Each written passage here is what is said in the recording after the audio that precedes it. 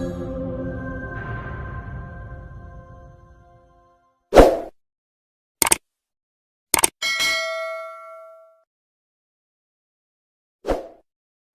ние продолжуваме со серијата проповеди за Мојсей. Нема човек кој што не слушнал и не знае за Мојсей, барем ни е познат по филмовите кои што се прават за Мојсей. И една од најјаките сцени, можеби највпечатливите кои што ни се врежува во нашиот ум, кога ги гледаме филмовите за Мојсей, ќе се согласите сцената кога се отвара Црвеното море. Тоа е можеби еден од оние да кажеме, силните филмски ефекти кои што се прават кога овој филм се подготвува. И овој пат, оно што ќе го зборуваме за Мојсей и текстот што ќе го користиме е поврзан и со отварањето на Црвеното море. Но нема да зборуваме само за тоа секако, ќе го искористиме текстот за да извадиме и други корисни и поучни работи. Не знам дали ви се случило некојаш, не знам, веројатно на повеќето од нас ни се случило, да се најдеме во ситуација каде што имаме чувство дека е безизлезна, притеснети од сите страни. Може би е тоа финансиска криза, каде што како и да ги вртиш работите, изгледа дека си во безизлезна ситуација. Може би е тоа здравствена состојба. Може би е тоа проблеми на работа или пак проблеми дома. И имате чувство како да нема каде.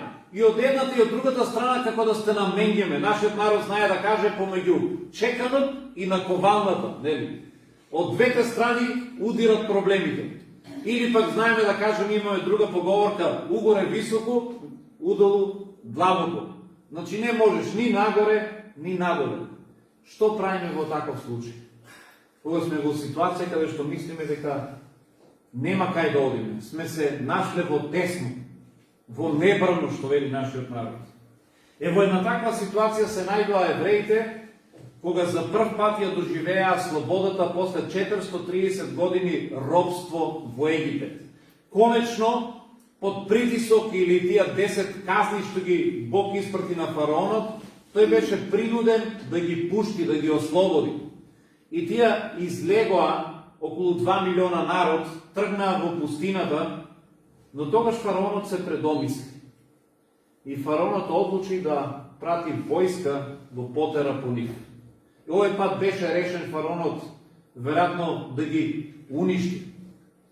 Тие од една страна беа прогонувани од фараонот, знаеа дека тој наскоро ќе дојде, а од друга страна пред нив се наоѓаше Црвеното море. И беа токму таква ситуација. Угоре високо, високо, удолу длабоко. Нема каде да се оди. Што правиме кога се наоѓаме во таква ситуација? Ќе погледнеме делот, оно што ќе го зборуваме ќе ни биде поврзано со тоа, но ќе одиме поред. Рековме за оние што читаат дека ќе го изучиме овој пат книгата Излез, 13 и 14 глава. И ако читаме поред, ќе видиме дека уште на самиот почеток, иако сега израелците веќе се сметаа за слободен народ, читаме на стих кој што изгледа парадоксален. Замислете, Бог ви вели, ве ослободив од робството, сега сте слободни, и започнува со овие зборови. Му рече Господ на Мојсей: посвети ми го секое првородено кое отвара секоја утреба меѓу синовите израелски и од луѓето и од добитокот. Тие мене ми припаѓаат. Еве тоа е оно првото кое што Бог му го кажува на Мојсей откако израелците беа ослободени. Господ му рече на Мојсей: посветете ми го секој првороденец, тие ме припаѓаат на мене. Па чекај сега, Господе, нели сме слободни? Бог вели, слободни сте, но сега ме припаѓате на мене. Интересен начин на кој што Бог сушност ја започнува нивната слобода. Ова е нешто кое што треба и ние како христијани да го научиме. Често пати кога Ние ќе поверуваме во Исус или кога некој ќе поверува во Исус, Господ ќе му ги прости гревовите, ќе го ослободи од робството на гревот, повеќе можеби нема да има проблем со зависноста на дрогата, нема да е веќе наркоман, нема да има проблеми со други зависности. Бог ќе му помогне да стане нов човек. И често пати кога ние ќе дојдеме до таа состојба, ќе кажеме: Господе, фала ти што ме ослободи, сега сум слободен човек, ај чао, се гледаме. Но она што Бог го има за нас не е тоа. Тоа не е неговата замисла. Бог нас не ослободи со цел да му припаднеме нему. Бидејќи вистинската слобода може да ја имаме само ако сме негови. Вистинска слобода може да ја имаме само ако чекориме во неговиот дух. Само ако тој со неговиот дух не води. Да бидеме искрени, да бидеме реални. Која е причината зашто Бог сака да бидеме слободни или кога вистински сме слободни? Кога можеме, една дефиниција за слободата е дека вистински слободен е оној човек кој што може да го врши она што е исправно. И токму за тоа сме ние слободни. Замислете било каков предмет кој што е наменет да врши одредена работа. Замислете чекан или било што друго. Што и да е, моторна пила, заклучена некаде во подрумот. Ние ти кажеме, ова пила нема никаква улога, заклучена е таму, заробена е. Дај ослободете ја, дај кој е фајдето да ја имаме. И сега, ако некој ја отклучи таа моторна пила, ја извади од подрумот и ја стави надвор, и моторната пила пак не се користи, која е поентата? Тогаш нема никаква поента. Ние сме отклучиле моторната пила или имате убав автомобил, замислете убав спортски автомобил, заклучен во гаражата. И велите, дај отклучи го овој автомобил да не седи така, дај зошто да биде заробен. И кога ќе го отклучат вратата од гаражата, ќе го извадат автомобилот, ќе нема поента ако автомобилот и надвор повторно стои неупотребен. Која е вистинската поента ако да го отклучиме автомобилот? Да може да се вози, нели? Затоа што тоа е неговата намена. Вистинската слобода е да може да се употребува за она за кое што е намена. И ние луѓето сме создадени да му припаѓаме на Бог и да му служиме на Него. Нашата намена е, нашата цел е со нашиот живот да го прославиме Него. Да го вршиме она што е исправно, да живееме праведен живот. И затоа Бог вели, сега сте слободни, но сега ми припаѓате мене. Вистинската слобода ја наоѓаме токму во Него. И овде Бог вели, секој правороден ми припаѓа мене. И ние сега почнуваме да се пребројуваме, добро, ајде да видиме кој е тука правороден. Има ли некој меѓу вас кој што е роден прв?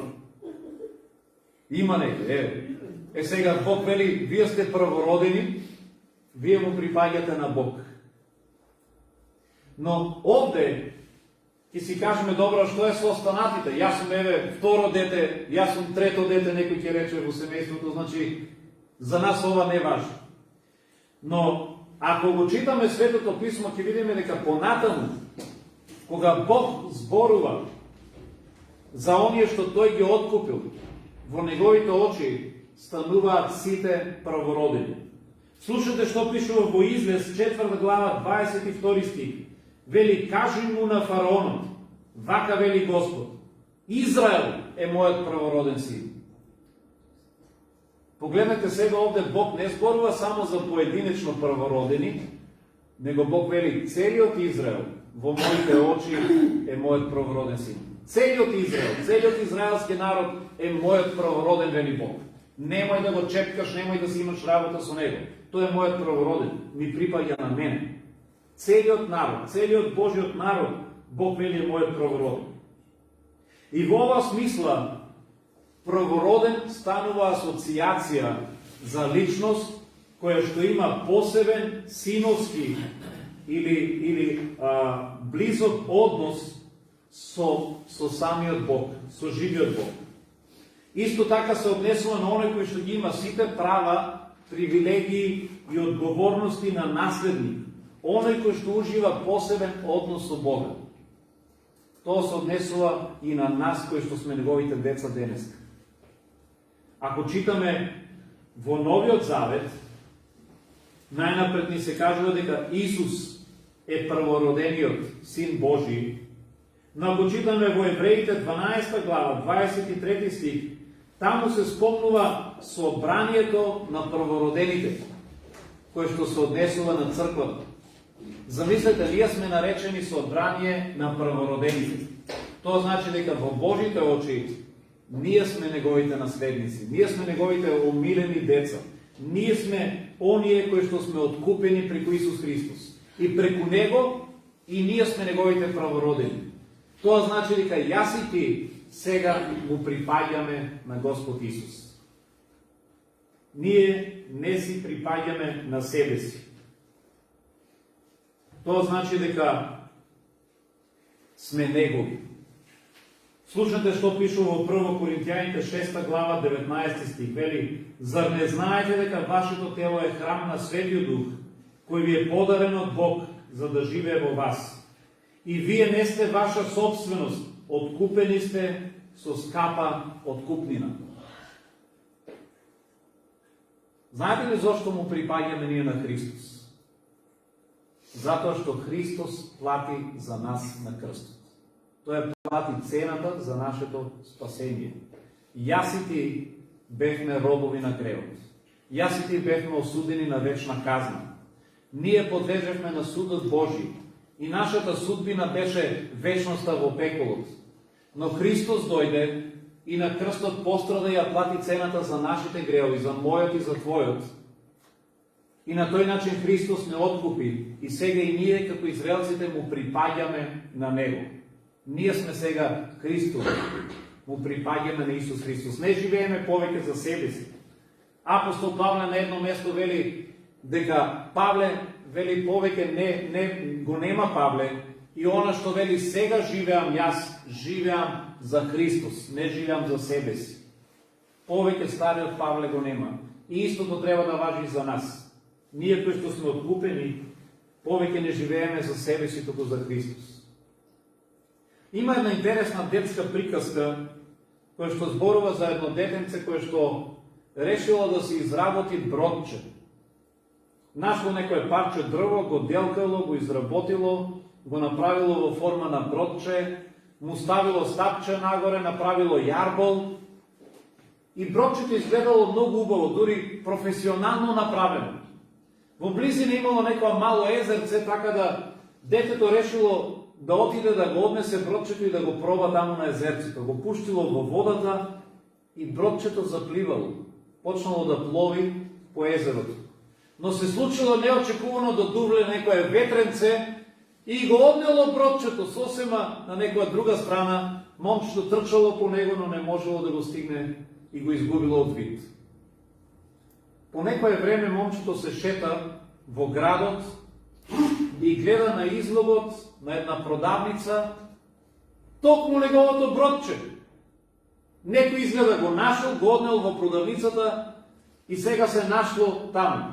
Момчето срекно влегло и вели: чичко, ова на излогот е моето бродче, сакам да ми го дајете. Човекот му рекол: не може. Мене ми го донесува пред некој ден и јас го купив за пари, ми го продадоа и сега го продавам. Ако сакаш да го земеш, ќе мораш да го купиш. Колку пари треба? Човекот му кажал одредена цена и момчето сватило дека ги нема тие пари и решило да собира пари за да го купи бродчето. По известно време ги собрало, отишло кај продавачот, му ги дало парите и рекло: сега може да ми го дајете моето бродче. И откако го зело, така му прошепотило на бродчето на глас, рекло: сега си два пати мое. Еднаш кога те создадов, а овој пат затоа што те откупив. И со радост си го зело бродчето, го однело дома. Знаете ли дека и ние сме како тоа бродче? Ние два пати му припаѓаме на Господа. Еднаш кога тој не создаде, веќе тој те создал и тебе и мене, не создал да бидеме уникатни, секој со различна дарба, со различни способности, но ние сме Божја творба. Во Библијата вели дека Бог го создаде човекот според неговиот лик. Го создаде човекот да има способност да створи, да создава, да одлучува, да има слободна волја. Ние сме налик на Божиот лик. И тогаш му припаѓавме него, бидејќи тој не создаде. Но вториот пат му припаѓаме него кога тој не откупи. Затоа ние не припаѓаме на себе си, туку сме негови. Не знам дали го познавате овој човек овде. Тој не се срамеше да носи мајци со кои што покажува дека е христијанин. И најчестата мајца или најчестиот надпис што го користеше на мајците беше "Јас му припаѓам на Исус". Тоа е надпис со што овде е напишано. Можете ли вие да го кажете тоа за себе си? Еве Кака, што беше еден од најпознатите фудбалери, прогласен неколку пати за фудбалер на годината, овој човек отворено на неговата мајца знаеше да напише, да покаже "Јас му припаѓам на Исус". Не припаѓам на себе си, живеам за него, живеам да го прославам него, живеам за да му служам на него. Тоа значи во превод му припаѓам на Исус. Можеш ли да го кажеш ти тоа за себе си? Можеш ли да кажеш дека со својот живот сега не припаѓаш на себе си, туку му припаѓаш на Христос? И дали твојот живот зборува дека му припаѓаш на Христос? Бидејќи ние можеме тоа да го кажеме и со уста, ама да не живееме како да му припаѓаме. Нели, ние со уста може да кажеме многу работи. Една девојка може да каже на едно момче "Јас сум твоја", па после да излезе надвор и да го изневерува. Луѓето денеска се заветуваат, нели, ќе кажат во брак ќе ти бидам верен до смрт, а после ќе разбереш имал швалерка или одела по швалери и велиме едно зборува, друго прави. Ние можеме да кажеме му припаѓаме на Христос, но многу поважно е со нашиот живот да живееме така како што би еден човек припаѓал на Христос. Со мојот живот, јас кога ќе станам да кажам Господе, сакам денеска да го вршам она што ти сакаш. Сакам да живеам по начин по кој што тебе ќе те прославам, по начин по кој што твојот образ ќе го осветлам. Сакам да живеам по начин со кој што ќе покажам дека ти припаѓам на тебе. Затоа е важно да ја научиме оваа работа и затоа беше важно уште на првото нешто што Бог сакаше да ги научи израелците кога излегоа од робството од Египет. Првото нешто што им го кажа, првата работа рече: "Сега ми припаѓате на мене. Сега сте мои. Јас ве откупив од робството, сега на мене ми припаѓате." Ајде да видиме која беше втората работа. Ако читаме понатаму, во 3 стих, читаме таму пишува: "А тогаш Мојсе му рече на народот: Помнете го овој ден во кој сте избавени од Египет, од куќата на робството, зашто Господ ве избави оттаму со својата силна рака."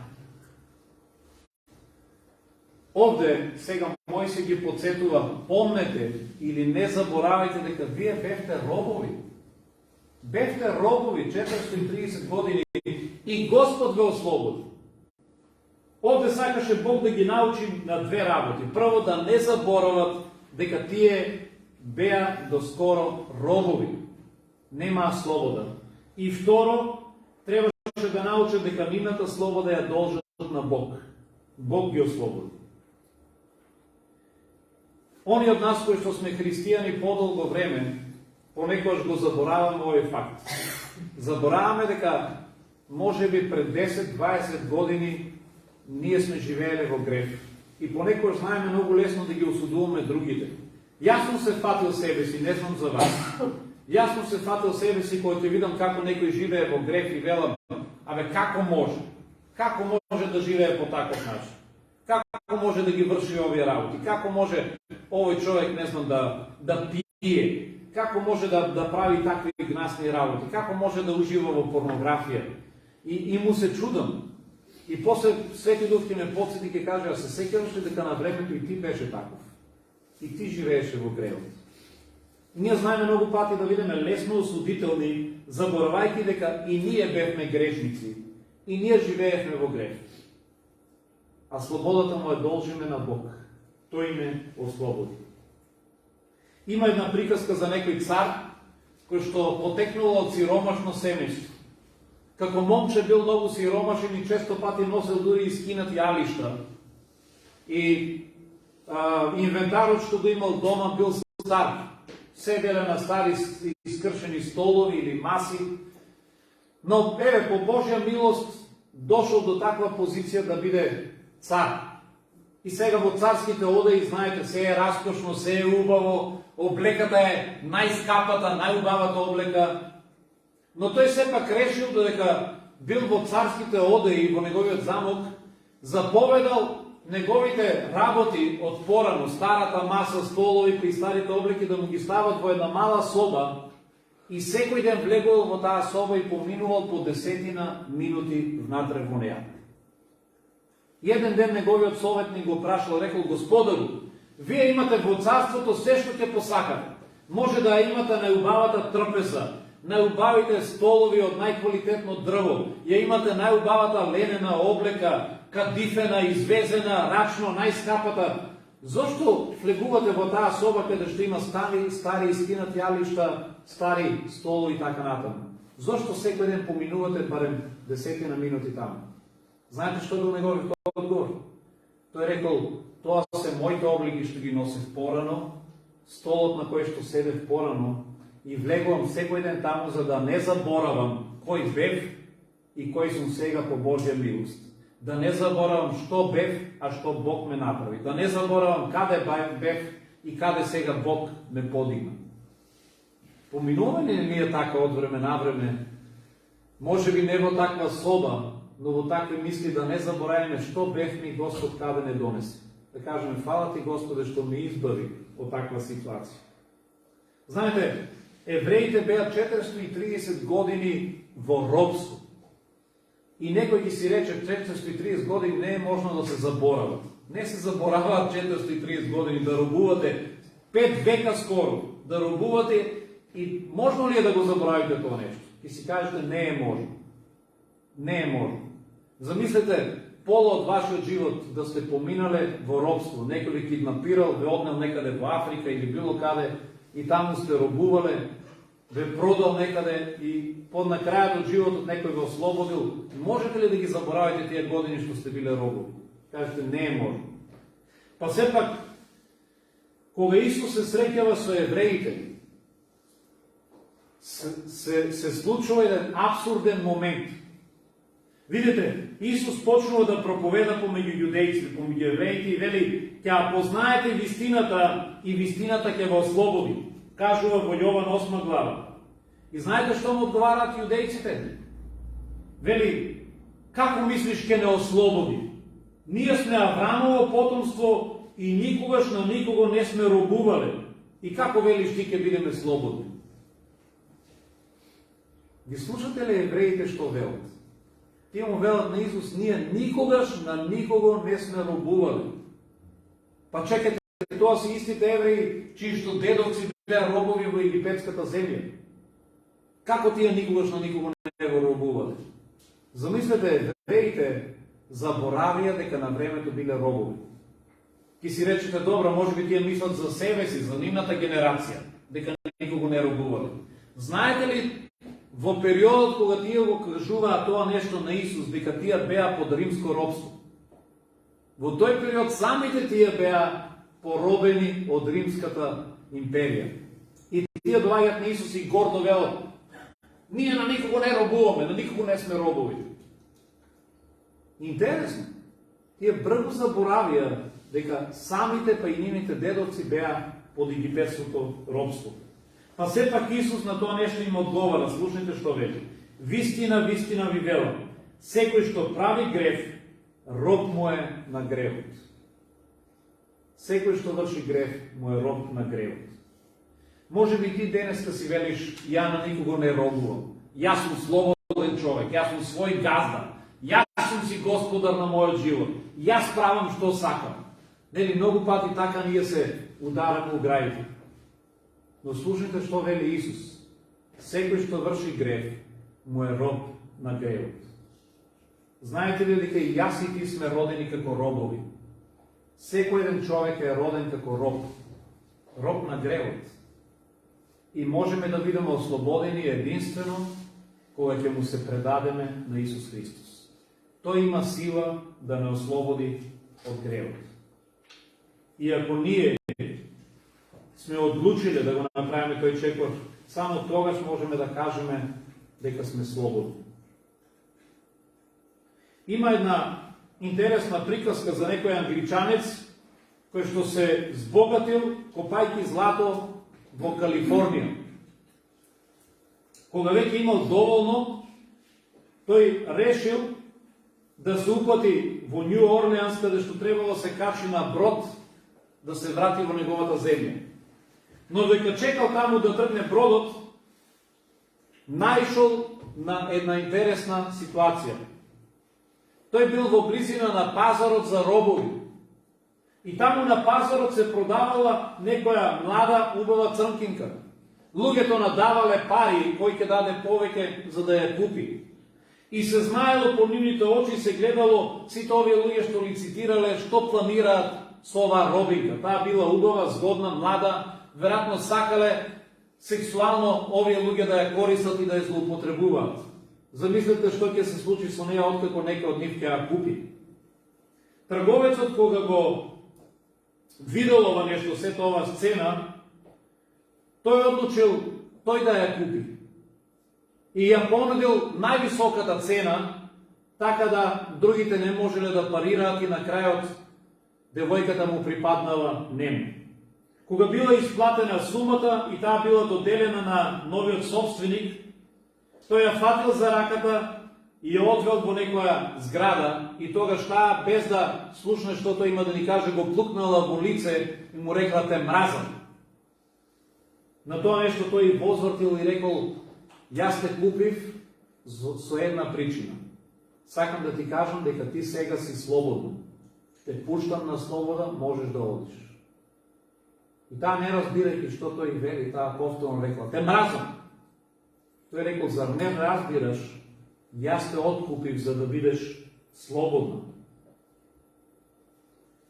Таа се размислила малку да ги процесира зборовите и кога сфатила што овој човек направил за него, паднала на земја, почнала да плаче и рекла: ти ги плати сите овие пари и толку скапо ме плати за да ме ослободиш.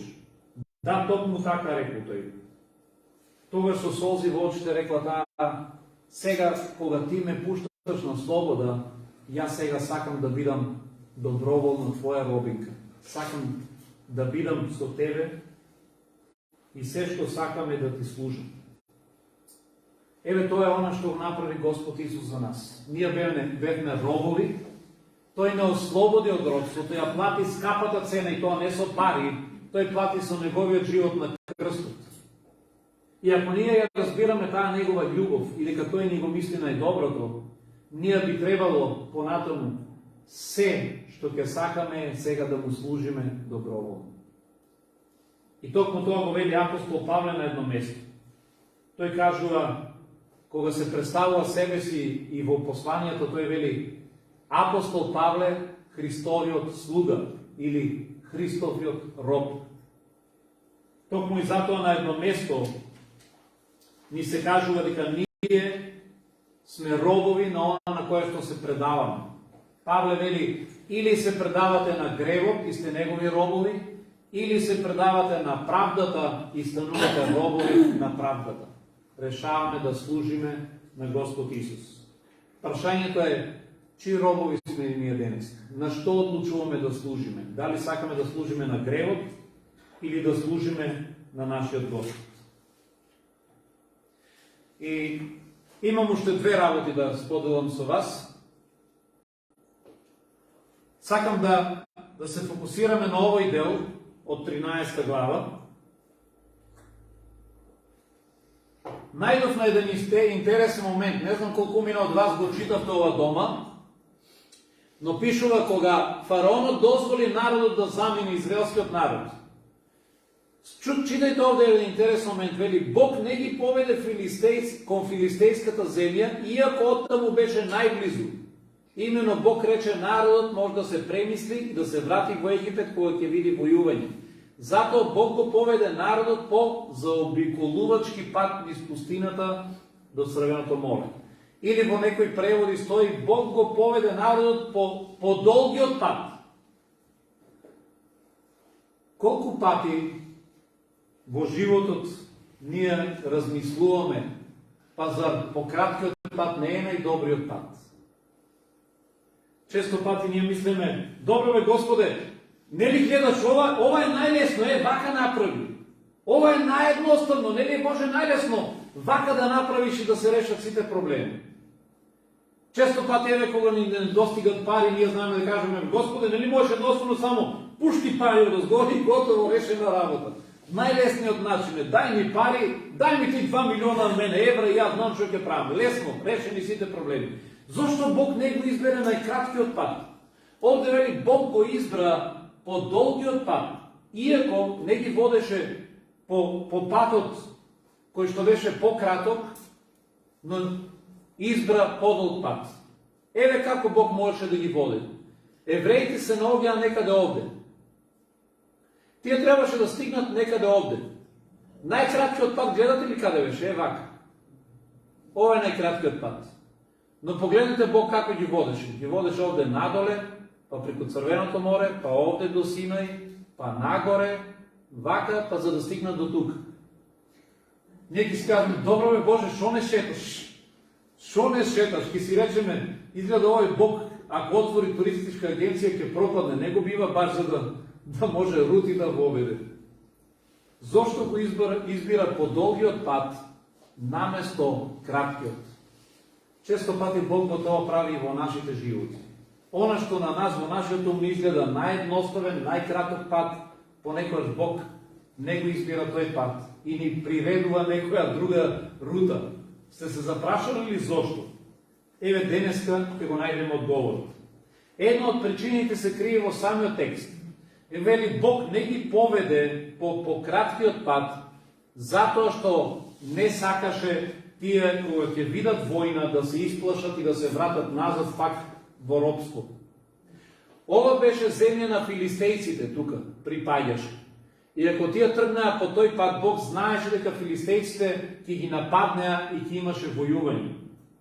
И кога ќе се случеше војна, тие ќе се исплашеа и ќе речеа, ајде да се вратиме порано, ни беше во Египет. Таму барем немаше да загинеме.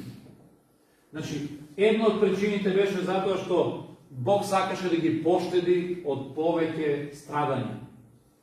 Бог знаеше што ќе ги очекува на тој пат. И затоа Бог го избра другиот пат. Иако беше подолг, на тој пат беа посигурни. Што мислите, можно ли е истото тоа да го прави Бог и во нашите животи?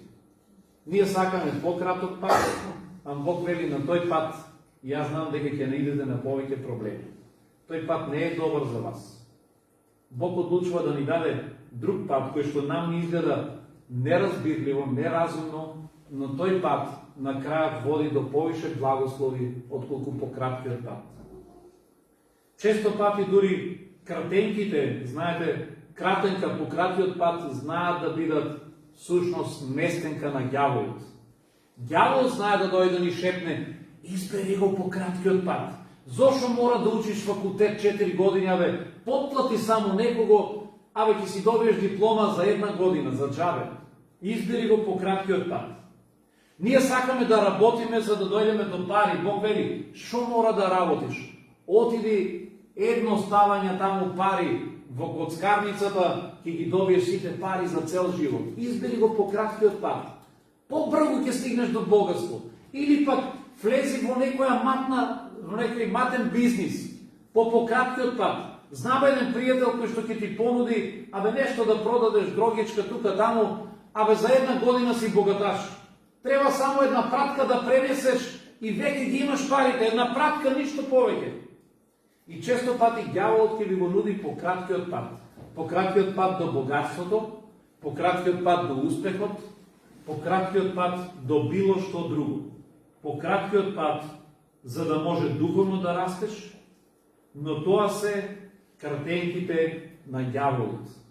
Ѓаволот не го нуди по краткиот пат. И не секогаш по краткиот пат е исправниот пат. Ѓаволот истото му го нудеше и на Исус, ако се сеќавате. Кога Исус беше во пустината, ѓавол дојде и рече, само поклони ми се и целото царство ќе биде твое. Сите земни царства ќе бидат твои. Само поклони ми се. Еве, многу лесен пат. Ѓавол денеска ти го нуди тоа и тебе. Дявол вели само поклони ми се, јас за кратко време ќе те направам слава. За кратко време ќе те направам богат. За кратко време ќе те направам успешен. Тоа што го сакаш, со ништата ќе ти ги исполнам. Само ти следи ме мене, поклони ми се, вели дяволот. Врши го она што јас правам. И знаете ли, многу луѓе денеска решават да се поклонат, да се продадат на дяволот, да ја продадат својата душа. Не во физичка смисла, но тие решаваат да ги прават работите што знаат дека се нечестни, работите што знаат дека не се исправни, што се неморални и тргаат по патот на дявол за полесно да успеат. Го одбират по краткиот пат.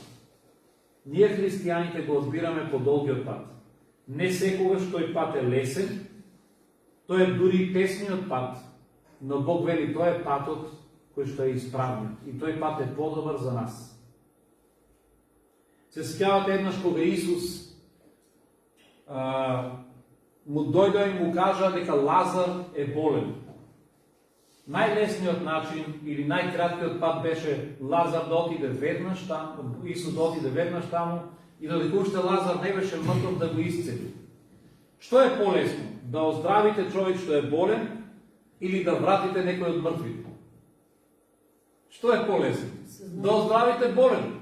Веќе некој што е болен, ајде може и доктор да му помогне, ама некој што е мртов, велиме, веќе никој не може да му помогне. Сега Исус наместо да го избере по краткиот пат, Исус кога му кажа дека Лазар е болен, тој се задржа уште 4 дена и после 4 дена отиде кај Лазар кога Лазар веќе беше мртов. Исус го одбра по долгиот пат. Но знаете ли што донесе тоа нешто? Донесе поголема слава. Веќе ако Лазар, кој што беше болен, беше оздравен, ќе кажеме, па добро, тоа е само едно обично оздравување. Но сега, кога Лазар, кој што беше 4 дена во гробот, Исус го воскресна од мртвите, тоа беше бум.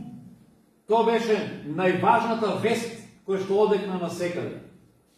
Некој кој што бил 4 дена во гробот, сега да оживе, тоа беше нешто за слава Божја. Погледнете што ќе се случише ако одеа по краткиот пат. Ако тие го одбереа овој пат, прво ќе се сретнеа со филистејците, ќе имаше војување, а второ ќе го доживеевме ли чудото на отварањето на Црвеното море? Не. Тогаш немаше да го поминат Црвеното море. Ќе поминеа од тук. Но гледате, со тоа што Бог го избра по долгиот пат за нив, Бог ги направи сведоци на едно од најголемите чуда запишани во Библијата. Тие можеа со своји очи да го видат, да ја видат Божјата сила на дело. Можеа да го видат великиот Бог кој што го отвара Црвеното море пред нивни очи. Кога ние одиме по долгиот пат, тогаш му даваме можност на Бог да се прослави. Тогаш може да бидеме сведоци на чуда во нашиот живот. Но често пати ние не сакаме да чекаме и велиме, јас ќе си одам по краткиот пат. И кога го бираме по краткиот пат, тогаш знаеме да заглавиме во некои наши малверзации. Знаете, Аврам и Сара, Бог им вети дека ќе им даде син. И тие требаше да чекаат, требаше да го изберат по долгиот пат. Но што се случи? Не сакаа да чекаат, одлучија наместо да има Аврам дете преку Сара, тие одлучија со слугинката нивна Агара, тој да спие да има дете. И знаеме дека како последица на тоа нешто после се појави еден куп проблеми. Затоа што решија да го изберат по краткиот пат. Сега стигаме до последниот дел. Отварање на морето. Читаме во Извест 13 глава, ова веројатно е 14, може би грешка сум напишал, вели израелците одеа по суво среде морето, водата стоеше како ѕид одесно и одлево. И така Господ во овој ден го избави Израел од египетските раци. Кога израелците стигнаа до морето и нема каде да одат, во Воведот зборував за тоа, фараонската војска наближуваше и тие знае дека ќе бидат убиени. Тие се најдоа во тесно. Кога ќе се најдеме во тесно како христијани, ние имаме два избора. Првиот избор е да кукаме и да се жалиме. Еве како реагираа некои од израелците. Почна да викат и да плачат пред Господ. Вели, зар немаше гробови во Египет, му рекоа на Мојсей, па ти не извади овде да умреме во пустината. Почна да плачат. Господе, Господе, шо не донесе тука да умреме? Шо не донесе порно да не оставеше барем там да си умреме. Почна да се жалат на Господ. И ние пък се найдем во тесно. Коя ни е првата помисла? Почнуваме да се жалеме на Господ. Почнуваме да се жалеме, амам бе Господе, бе, за тоа ли ме спаси, амам за тоа ли ме нарекуваш твое дете, амам Господе, за тоа ли ја одам на црква, вака ли да ме донесе до тука, до ова нешто, како бе Господе дозволи, толку ли ме сакаш ти мене, толку ли ти значам, почнуваме да се жалеме. Се жалеме на Господ и му набројуваме секакви работи. Но имаме избор, или да го направим второто нещо. Даниела зборуваше утрово за избор. Ние можем или да кукаме, или да се жалеме, или да го гледаме Бог, како врши чуда во нашиот живот и да му кажеме слава ти, Господе, зашто знам дека нема да ме оставиш на цедило. И погледнете што направи Бог. Мој се кажа дека Господ вели нема да ве остави така. Бог ќе се прослави, а вие ќе гледате што Бог ќе прави за вас. И еве што Бог направи. Бог го отвори Црвеното море, за да можат да поминат. Бог направи пат таму каде што немаше пат. И тие поминаа низ суво, одеа среде морето, водата стоеше како ѕид, вели, од десно и од лево. Замислете, ѕид од вода и вие минувате помеѓу водата и ништо не е. Поминаа на другата страна и кога израелците сакаа да одат по нив и тргнаа по нив, морето се затвори и целата израелска војска се удари.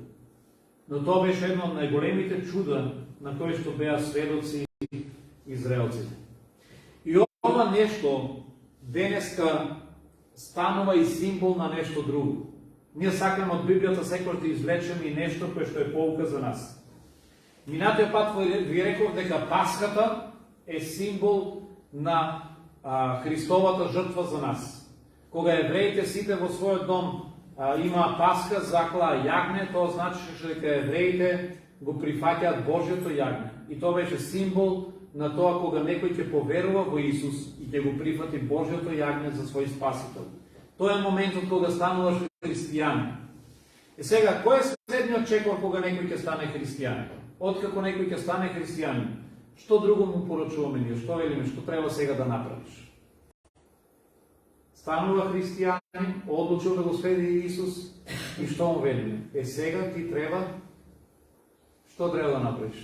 Водено крштевање, токму така. Ние му велиме сега ти треба да се крстиш. За евреите ова беше нивното водено крштевање. Тие го прифатија Божјото јагне и сега тие требаше да се крстат. За нив ова беше водено крштевање. Ако читаме во 1 Коринтијаните 10 глава, слушнете што вели Павле. Вели, сакам да ви кажам да не остане непознато, браќа, дека сите наши татковци беа под облакот и сите минеа низ морето и сите се, слушайте, сите се крстија во Мојсей, во облакот и во морето. Павле вели се крстија и нашите татковци се крстија. Беа покрстени, беа потопени. Кога? Кога поминаа низ морето. За нив тоа беше крштевањето. Поминувањето низ Црвеното море стана символ на крштевањето за нас денеска. Зошто? Бидејќи ние како христијани денеска кога се крштеваме, што представува за нас тој чин? За нас тој чин символично означува дека ние веќе умираме за гревот и за стариот живот. Ние сме погребани веќе за стариот живот. Јас сум го оставил стариот живот за себе си и откако сум се крстил, започнувам нов живот во светост со Исус Христос. Така ли? Не ли беше истото тоа нешто за евреите? Евреите кога поминаа низ Црвеното море, за нив веќе заврши стариот живот. Немаше веќе враќање во Египет. Враќање во Египет нема. Морето беше затворено и да сакаш да се вратиш нема. Тоа значи Бог сакаше да им каже, сега поминавте преку морето, со вашиот стар живот е завршен. Веќе од вас очекувам да не бидете робови. Вие веќе не сте робови на гревот. Веќе сте слободни луѓе, ми припаѓате мене. Тоа го представува крштевањето. Кога некој ќе се крсти, тој повеќе не е роб на гревот. Тој живее за Христос. Но крштевањето подразбери нешто друго. Забележите ли дека Павле кажува нешто што е многу чудно? Павле вели, нашите татковци се крстија во Мојсей, во облакот и во морето. Ајде во морето разбираме. Но зошто во Мојсей и во облакот? Како можеш да се крстиш во Мојсей и во облакот? Кој е поентата? Павле овде сака да каже дека кога тие се крстија, целата нивна доверба ја ставија на она што Мојсей им го кажуваше за Господа. Мојсей беше представник на Стариот Завет, Мојсей беше представник на Старозаветниот закон и сето она што Мојсей го кажуваше за Господ, тие требаше со вера да го прифатат. Слично кога се крштеваме, Исус знаете што заповеда? Вели, оние што ќе се крстат, научете ги да пазат се што ја вам ви заповедав. Така да кога денес се крштеваме, ние треба да го пазиме сето она што апостолите го училе. Кога евреите се крстија во морето, тие требаше да пазат сето она што Мојсей ги учеше. Во секој случај, и кај нас и кај нив, ние со крштевањето го прифаќаме Божјата наука. Сето она што Библијата учи, ние треба да го живееме. Оној што се крштева, со други зборови треба да каже, јас прифаќам апостолското учење, се што учеле апостолите да го живеам во мојот живот. Тоа означува за нас. Затоа кога тие се крстија не само во морето, се крстија во Мојсей, се крстија во учењето на Мојсей, оно што Мојсей им го кажуваше за Господ. Но зошто и во облакот? Облакот, ако читаме, беше нешто што Бог им го даде на евреите кога одеа низ пустината. Таму пишува дека Господ беше пред нив дење во столп од облак, за да им го покажува патот, а ноќе во столп од оган, за да свети. Главната цел на облакот беше да им го покажува патот. Кој е за нас денеска патот? За нас Исус е патот. Исус. Кога тие се крстија во облакот, тоа значи дека тие се доверија на Господ. Тие дозволија Господ да ги води. И тоа беше нивното крштевање. Се предадоа на Него целосно. Кога ние се крштеваме, тоа значи дека ние дозволуваме од сега понатаму Господ Исус да биде нашиот пат. Тој да не води, тој да управува со нашиот живот. И тоа за нас е крштевањето денес. Секој што го прифатил Исус и одлучил да се крсти, тој е одлучил да го следи Исус и Исус да биде неговиот пат. Тој е одлучил да живее според учењето на апостолите. И токму во ова нешто ние гледаме сличност или гледаме силна символика во преминувањето на евреите преку морето и нашето крштевање. И тука денес јас ќе завршам со ова проповед, мислам дека доволно збор